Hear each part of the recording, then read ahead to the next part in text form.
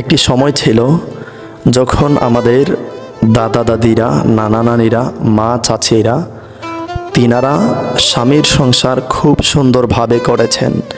আর ওই দিকে যদি আপনি তাকান, ওই সময় যদি আপনি তাকান, ওই সময়কার মা চাচিদের সংসার এত ঘন ঘন ভেঙে যেত না। কারণ তিনাদের মধ্যে স্বামীর প্রতি আদব ছিল, স্বামীর প্রতি ভক্তি ছিল, স্বামীর প্রতি শ্রদ্ধা ও সম্মান ছিল, যা আজকালের মেয়েদের মধ্যে নেই। যেই কারণে আজকাল অধিকাংশ মেয়েদের সংসার ঘন ঘন ভাঙছে। অধিকাংশ মেয়েদের সংসার খুব তাড়াতাড়ি ভেঙে যায়। বিয়ের 2 মাস, 5 মাস, 6 মাস কিংবা 1 বছর কিংবা 2 বছর, বেশি হলে 6 বছর, 6 বছরও যায় না, এর মধ্যেই ভেঙে যায়। এর কারণ হচ্ছে আজকাল মেয়েদের মধ্যে কিছু বদ অভ্যাস আছে, যেই বদ অভ্যাসগুলো ইসলাম কখনোই পছন্দ করে না।